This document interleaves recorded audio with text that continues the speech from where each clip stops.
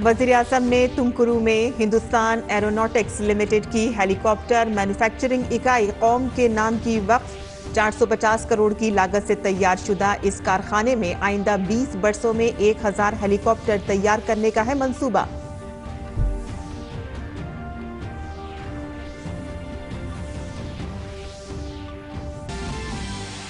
वज़ीर-ए-आज़म ने बेंगलुरु में इंडिया एनर्जी वीक का किया इफ्तिताह। सब्ज ईंधन के तई लोगों में बेदारी के लिए ग्रीन मोबिलिटी रैली का किया आगाज। वज़ीर-ए-आज़म ने कहा कि तवानाई के नए वसाइल के फरोग और एनर्जी ट्रांजिशन में आज भारत दुनिया की सबसे बुलंद आवाजों में से है एक।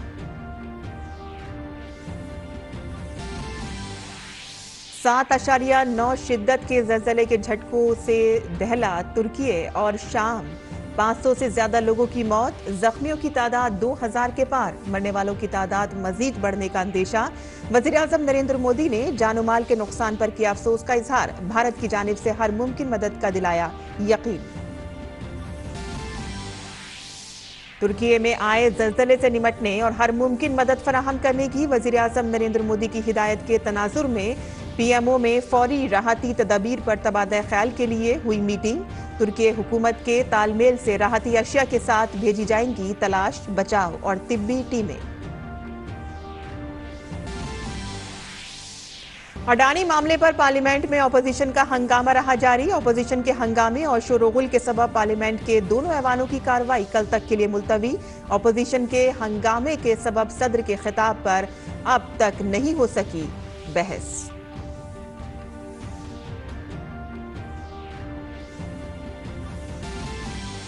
शुमाल मशरिक की इंतखाब वाली तीनों रियासतों में सभी सियासी जमातों ने तेज की इंतखाबी मुहिम। बीजेपी के सीनियर लीडर और मरकजी वजीर अमित शाह ने अगरतला में रैली करके कांग्रेस और कम्युनिस्ट पार्टियों पर किया हमला। कहा कि बीजेपी ने तनाज़े के बजाय त्रिपुरा में तरक्की का किया काम।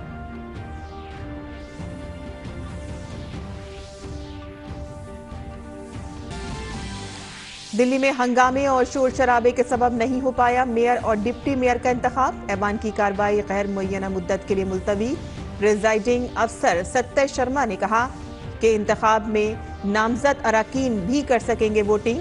बीजेपी ने आम आदमी पार्टी पर काउंसिलरों को लालच देने का आयद किया इल्जाम।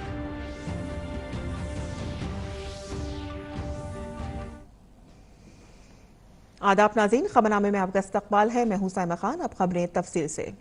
दिफाई शोबे में खुद इन्हिसारी की तरफ एक और कदम उठाते हुए वज़ीर-ए-आज़म नरेंद्र मोदी ने तुमकुरू में HAL हेलीकॉप्टर फैक्ट्री को कौम के नाम वक्फ किया।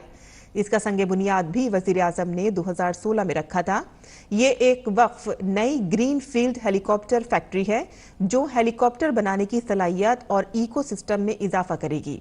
ये हेलीकॉप्टर फैक्ट्री एशिया की सबसे बड़ी हेलीकॉप्टर मैन्युफैक्चरिंग सहूलत है और इब्तदाई तौर पर लाइट यूटिलिटी हेलीकॉप्टर तैयार करेगी। LUH का डिजाइन मुकम्मल तौर पर देसी है। ये एक आला दर्जे का 3 ton class single engine multi role helicopter है जिसमें आला कारकर्दगी की मुनफरिद खुसूसियात हैं।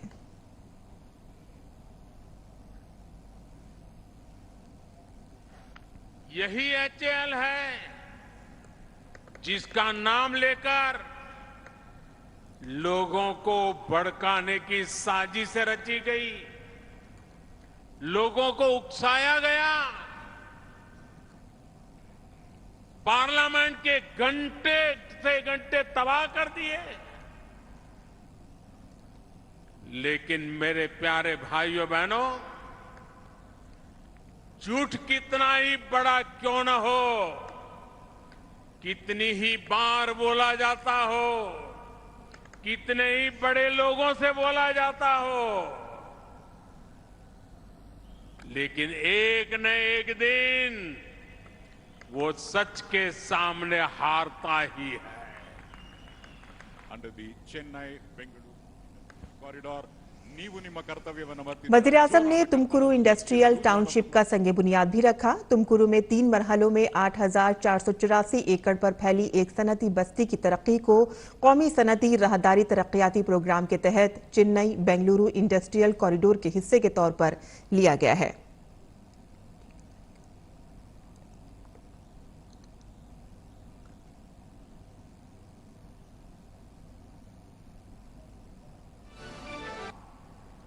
जो ये नया इंडस्ट्रियल टाउनशिप होगा, इससे तुमकुरू कर्नाटका के ही नहीं बल्कि भारत के एक बड़े औद्योगिक केंद्र के रूप में विकसित होगा। ये चेन्नई बेंगलुरु इंडस्ट्रियल कॉरिडोर का हिस्सा है। इस समय चेन्नई बेंगलुरु, बेंगलुरु मुंबई और हैदराबाद बेंगलुरु इंडस्ट्रियल कॉरिडोर पर काम चल रहा है। इन सभी में कर्नाटका का एक बहुत बड़ा हिस्सा आता है। वजीर आजम ने तुमकुरू में टिप्टूर और चिक्का नाइकन हल्ली में 2 जल जीवन मिशन प्रोजेक्टों का संगे बुनियाद रखा। Tiptur multi village drilling water supply project 430 crore रुपए से ज्यादा की लागत से तामीर किया जाएगा। वहीं चिक्का नाइकन हल्ली तालुका की 137 बस्तियों के लिए multi village water supply scheme तकरीबन 115 करोड़ रुपए की लागत से तामीर की जाएगी।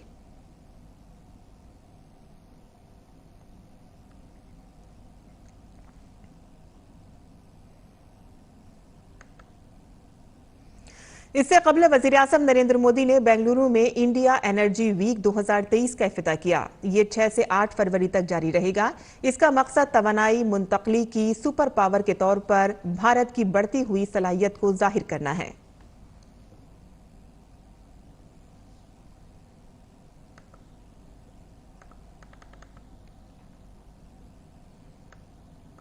वजीर आजम ने 11 रियासतों मरकज के जेर इंतजाम इलाकों में ऑयल मार्केटिंग कंपनियों के 84 रिटेल आउटलेट पर E20 ईंधन का आगाज किया। E20 ईंधन के तहत 20% एथनॉल को पेट्रोल में मिलाया गया है।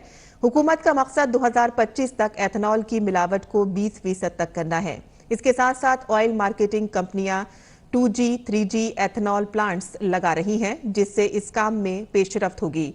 वजीर आजम मोदी ने कहा कि तवानाई के शोबे से मुतालिक भारत की हिकमत अमली के 4 अहम सिरे हैं। को लेकर भारत की स्ट्रेटेजी के 4 मेजर वर्टिकल्स हैं। पहला, डोमेस्टिक एक्सप्लोरेशन और प्रोडक्शन को बढ़ाना। दूसरा, सप्लाईज को डाइवर्सिफिकेशन। तीसरा, बायोफ्यूल्स, इथेनॉल, कंप्रेस्ड बायोगैस और सोलार जैसे ऑल्टरनेटिव एनर्जी सोर्सेज का विस्तार। और चौथा, इलेक्ट्रिक व्हीकल और हाइड्रोजन के जरिए डीकार्बनाइजेशन। इन चारों ही दिशाओं में भारत तेजी से काम कर रहा है।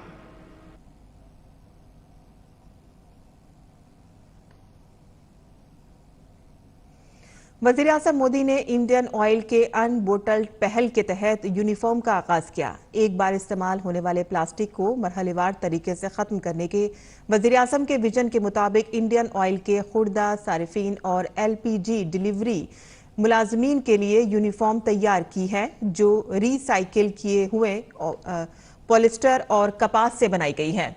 वजीर आजम मोदी ने अपने खिताब में कहा कि भारत ग्रीन हाइड्रोजन के शोबे में आगे बढ़ रहा है। उन्होंने कहा कि नेशनल ग्रीन हाइड्रोजन मिशन 21वीं सदी के भारत को एक नई सिमत दे रहा है। एक और सेक्टर जिसमें भारत विश्व में लीड ले रहा है, वो है ग्रीन हाइड्रोजन का। नेशनल ग्रीन हाइड्रोजन मिशन 21वीं सदी के भारत को नई दिशा देगा। इस दशक के अंत तक हम 5 MMTPA ग्रीन हाइड्रोजन के प्रोडक्शन का लक्ष्य लेकर चल रहे हैं। इसमें भी 8 लाख करोड़ रुपए से अधिक के इन्वेस्टमेंट की संभावनाएं हैं। भारत अगले 5 वर्षों में ग्रे हाइड्रोजन को रिप्लेस करते हुए ग्रीन हाइड्रोजन का हिस्सा 25% तक बढ़ाएगा। वज़ीर-ए-आज़म मोदी ने कहा कि माहौलियाती तहफ़्फ़ुज़ का पैगाम भारतीय सकाफत में शामिल रहा है। उन्होंने प्लास्टिक की बेकार बोतलों से मलबूसात बनाने के इक़दाम की सताइश की। रिड्यूस, रीयूज और रिसाइकल का मंत्र हमारे संस्कारों में रहा है। प्लास्टिक की वेस्ट बॉटल्स को रिसाइकल करके जो यूनिफॉर्म बनाई गई है, फैशन की दुनिया के लिए, सुंदरता की दुनिया के लिए, उसमें कोई कमी नहीं है। हर साल 10 करोड़ ऐसी बॉटल्स की रिसाइकलिंग का लक्ष्य पर्यावरण की रक्षा में बहुत मदद करेगा। ये मिशन लाइफ यानी लाइफस्टाइल फॉर एनवायरनमेंट को भी मजबूती देगा, जिसकी दुनिया को आज बहुत आवश्यकता है। वज़ीर-ए-आज़म नरेंद्र मोदी ने नए बजट में क्लीन एनर्जी टेक्नोलॉजी को फरोग देने की इल्तजामात का जिक्र किया। उन्होंने कहा कि ग्रीन हाइड्रोजन और सोलर एनर्जी से मुतालिक इंफ्रास्ट्रक्चर को मजबूत बनाने के लिए भी काम तेज किया जाएगा। बजट में renewable energy, energy efficiency, sustainable transportation और ग्रीन टेक्नोलॉजीज को और एनकरेज किया गया है। इसमें 35,000 करोड़ रुपए प्रायोरिटी कैपिटल इन्वेस्टमेंट के लिए रखे गए हैं, ताकि एनर्जी ट्रांजिशन और नेट जीरो ऑब्जेक्टिव्स को बल मिले। बजट में हमने कैपिटल एक्सपेंडिचर के लिए 10 लाख करोड़ रुपए का भी प्रावधान किया है। इससे भी ग्रीन हाइड्रोजन से लेकर सोलार और रोड जैसे हर तरह के इंफ्रास्ट्रक्चर को गति मिलेगी। वज़ीर-ए-आज़म नरेंद्र मोदी ने इंडियन ऑयल के इंडोर सोलर कुकिंग सिस्टम के ट्विन कुक टॉप मॉडल की भी नकादकुशाई की और इसके कमर्शियल रोल आउट का आगाज किया। इंडियन ऑयल ने इससे कबल सिंगल कुक टॉप के साथ एक इख्तराई और पेटेंट शुदा इंडोर सोलर कुकिंग सिस्टम तैयार किया था। वज़ीर-ए-आज़म नरेंद्र मोदी ने ग्रीन मोबिलिटी रैली को भी झंडी दिखाकर रवाना किया। रैली में वो गाड़ियां शामिल की गई हैं जो ग्रीन एनर्जी के जरिए चलती हैं। रैली से लोगों को ग्रीन एनर्जी के तई बेदार करने में मदद मिलेगी।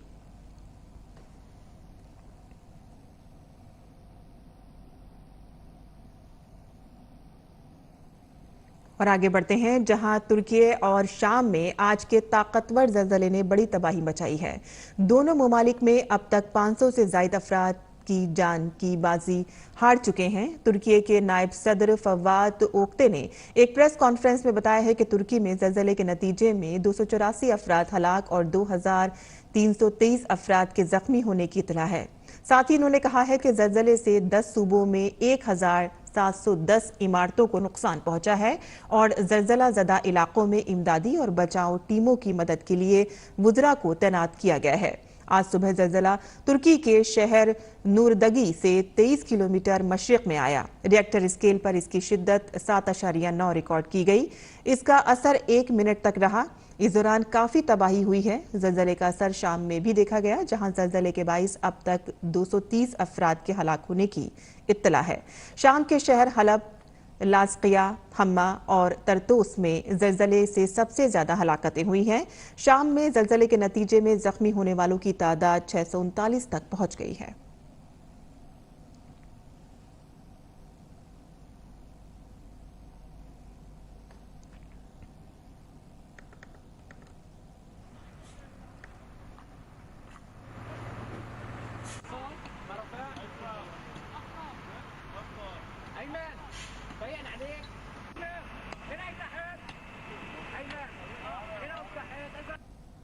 Totally, 284 people.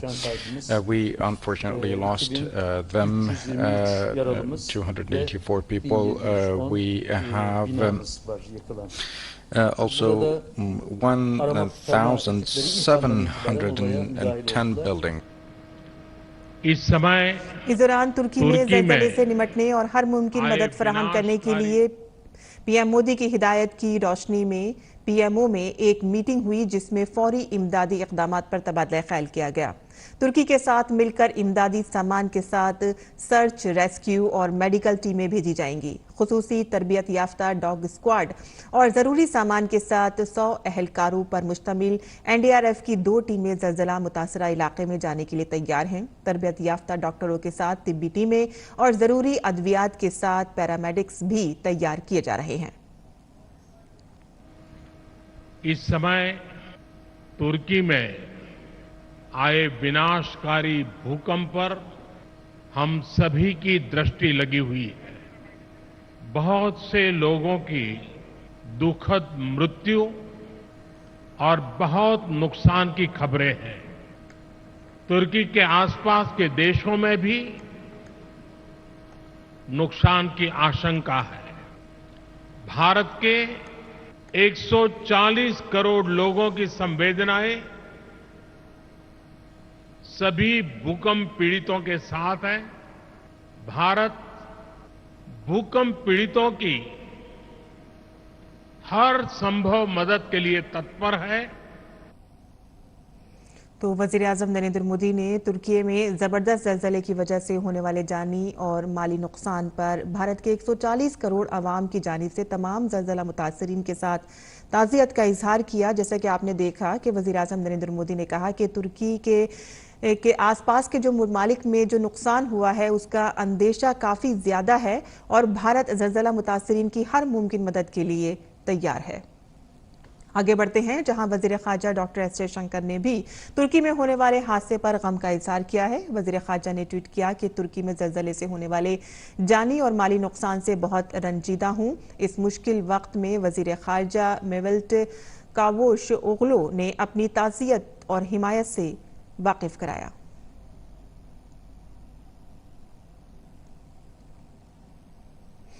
आगे बढ़ते हैं, जहां पार्लियामेंट के बजट इजलास में अपोजिशन का हंगामा जारी है। सदर के खिताब के बजाय हिंडनबर्ग रिपोर्ट पर अपोजिशन बहस कराना चाहती है। अपोजिशन के हंगामे की वजह से लोकसभा की कार्रवाई कल सुबह 11 बजे तक मुलतवी कर दी गई है।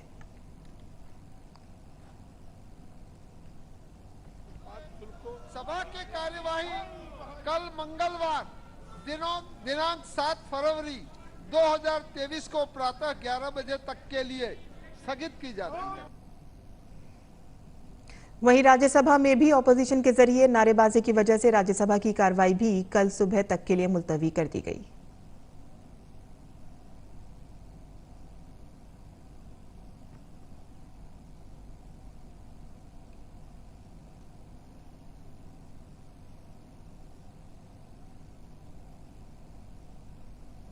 पार्लिमानी अमूर के वजीर ममलिकत अर्जुन राम मेघवाल ने कहा कि हुकूमत अपोजिशन से सदर के खिताब पर शुक्रिया की तहरीक पर बहस में हिस्सा लेने की अपील करती है। साथ ही उन्होंने कहा कि अपोजिशन को पार्लियामेंट की रिवायत में रुकावट का काम नहीं करना चाहिए। हम आज भी प्रयास करेंगे, पहले भी प्रयास किया है। अब इनकी आज अभी बैठक हो रही होगी, उसमें क्या निर्णय होता है, फिर भी हम तो प्रयास करेंगे कि राष्ट्रपति जी ने जो अभिभाषण दिया, ये परंपरा है कि हम उनको धन्यवाद देते हैं संसद के द्वारा, तो इस परंपरा को नहीं तोड़े तो बेहतर है। हम तो यही प्रयास कर रहे हैं। वहीं दिल्ली में मेयर और डिप्टी मेयर का इंतखाब आज भी नहीं हो सका। हंगामाराई और शोर शराबे के दरमियान ऐवान की कार्रवाई एक बार फिर गैर मुय्यना मुद्दत तक मुलतवी कर दी गई। कबल अज़ीं प्रिजाइडिंग ऑफिसर की जानिब से नामजद अरकान की वोटिंग के हवाले से अहम फैसला किया गया। प्रिजाइडिंग ऑफिसर सत्तर शर्मा ने कहा कि नामजद अरकान भी वोट देंगे। ताहम आम आदमी पार्टी ने इस पर एतराज किया और इससे पहले आज तीसरी बार भी एमसीडी की मीटिंग दिल्ली के मेयर और स्टैंडिंग कमेटी के 6 मेंबरान के इंतखाब को लेकर हंगामे के साथ शुरू हुई। नामजद अरकान के मामले पर इलेक्शन के दौरान एक बार फिर से हंगामाराई हुई। ऐवान की नशिस्त चौथी मंजिल पर रखी गई। हंगामाराई और किसी भी किस्म की सूरत हाल पर काबू पाने के लिए दिल्ली पुलिस के साथ नीम फौजी दस्तों को भी तैनात किया गया था। सिविल डिफेंस के रजाकारों और कमांडोज की भी मुनासिब तादाद में ऐवान के अंदर तैनाती की गई थी। इससे पहले ऐवान की कार्रवाई शुरू होने से पहले दिल्ली बीजेपी के कारगुजार सदर वीरेंद्र सचदेवा ने आम आदमी पार्टी पर संगीन इल्जाम लगाया। उन्होंने कहा कि बीजेपी काउंसिलरों को आम आदमी पार्टी की तरफ से लालच दिया जा रहा है। दिल्ली म्युनिसिपल इलेक्शन के नताइज का ऐलान हुए 2 माह हो चुके हैं, लेकिन अभी तक मेयर का इंतखाब नहीं हुआ है। बीजेपी और आम आदमी पार्टी एक दूसरे पर इलेक्शन न कराने का इल्जाम लगा रहे हैं। आज तीसरी बार मेयर के इंतखाब के लिए ऐवान की मीटिंग बुलाई गई, ताहम मीटिंग नाकाम रही। बीजेपी एमएलए विजेंद्र गुप्ता ने आम आदमी पार्टी पर जवाबी हमला किया और इल्जाम लगाया कि आम आदमी पार्टी ने एक बार फिर से हंगामा करके ऐवान को चलने नहीं दिया। ये भी कहा कि बीजेपी शुरू से ही मुतालबा करती रही है कि मेयर का इंतखाब होना चाहिए, लेकिन आम के काउंसिलर ऐवान के काम में रखना डाल रहे हैं। आम आदमी पार्टी के पार्षदों का रवैया बहुत दुर्भाग्यपूर्ण है और लगातार तीसरी बैठक में जिस तरह से व्यवधान उत्पन्न किए गए, बैठक को चलने नहीं दिया गया और उसका परिणति ये हुई कि आज भी चुनाव संभव नहीं हुआ। वहां पर आज तीसरी मीटिंग में वो प्रोटम स्पीकर के प्रोटोकॉल ये जो ऑफिसर है, स्पेशल ऑफिसर, उसकी नियुक्ति पर सवाल उठा रहे हैं। आपको ध्यान होगा पहली मीटिंग में भी उन्होंने संविधान की दुहाई देकर सदन को चलने नहीं दिया, जब ये हुआ कि नॉमिनेटेड मेंबर्स के ओथ को हम होने नहीं देंगे। जिनके बहुमत में है पार्षद वो सदन न चलने दे, ये पहली बार हो रहा है। भारतीय जनता पार्टी के सीनियर लीडर और मरकजी वजीर दाखिला अमित शाह त्रिपुरा के दौरे पर हैं। अमित शाह ने आज त्रिपुरा की राजधानी अगरतला के शांतिर बाजार में एक इंतखाबी रैली से खिताब किया। उन्होंने कहा कि 400 लोगों को कत्ल करवाकर कम्युनिस्टों ने तनाजा खड़ा किया है। हमने तनाजा नहीं बल्कि तरक्की का काम किया है।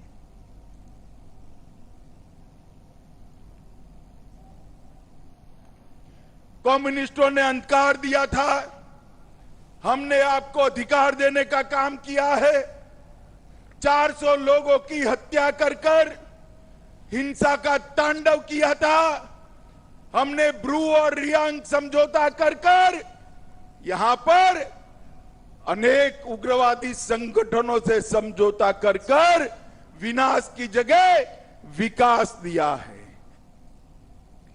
अमित शाह ने मजीद कहा कि पहले राशन कार्ड, सस्ते अनाज के लिए कम्युनिस्ट पार्टी के कैडर के पास जाना पड़ता था, लेकिन कैडर का राज खत्म करके हमने आइन का राज कायम किया है। वजीर आजम ने जो हीरा यानी कि हाईवे, इंटरनेट, रेलवे और एयरपोर्ट का मंत्र दिया है, उसकी बुनियाद पर हमने त्रिपुरा को तरक्की देने का काम किया है।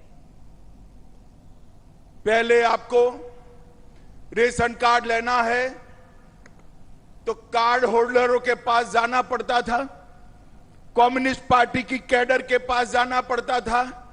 ठेका लेना है, कम्युनिस्ट पार्टी की कैडर के पास जाना पड़ता था। आपका सस्ता अनाज लेना है, कम्युनिस्ट पार्टी की कैडर के पास जाना पड़ता था।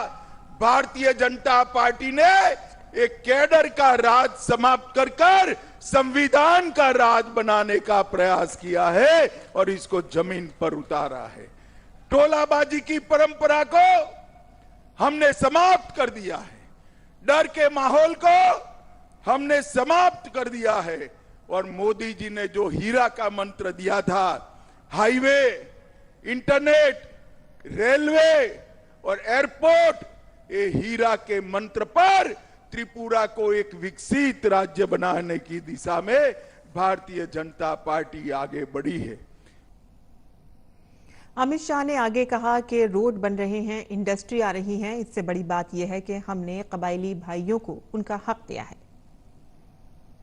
विप्लव जी और डॉक्टर माणिक शाह के नेतृत्व में अब यहां पर रोड बन रहे हैं, पुलिया बन रही है, पानी आ रहा है, सुरक्षा का वातावरण सुनिश्चित हो रहा है, इंडस्ट्री आ रही है, ऑर्गेनिक खेती बढ़ रही है और सबसे बड़ी बात है मेरे आदिवासी माताओं भाइयों बहनों को अधिकार देने का काम ये भारतीय जनता पार्टी की सरकार ने किया है।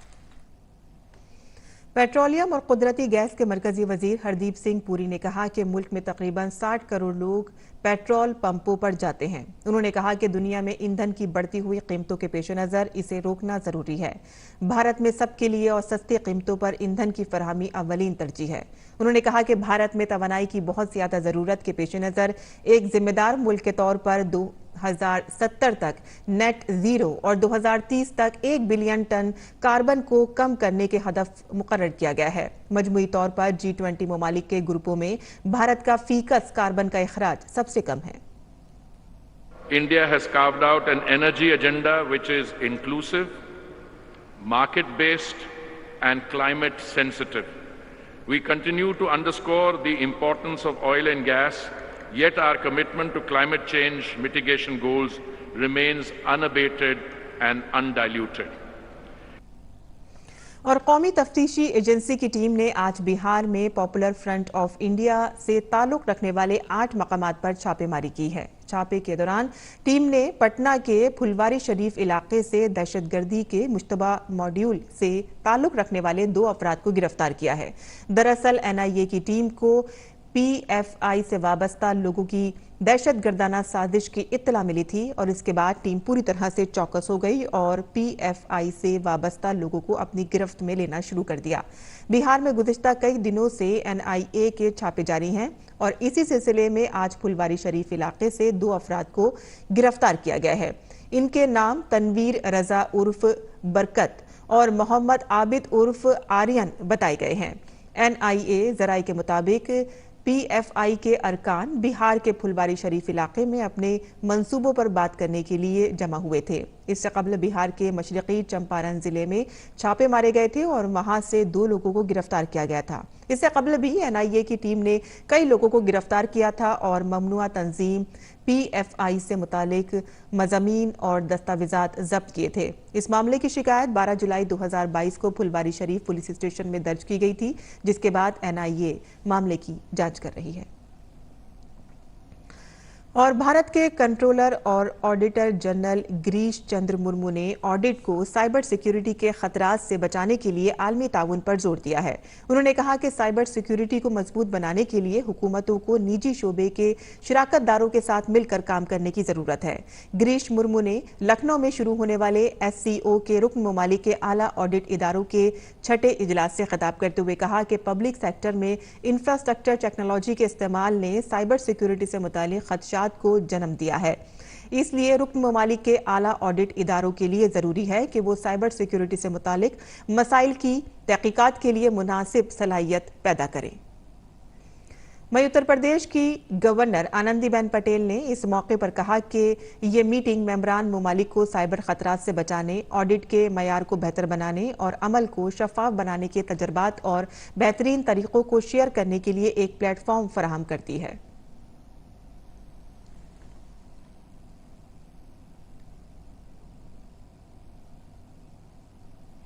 और इसी के साथ ही हमारा खबरनामा यही ख़त्म पजीर होता है। हमारी पूरी टीम को दें इजाज़त।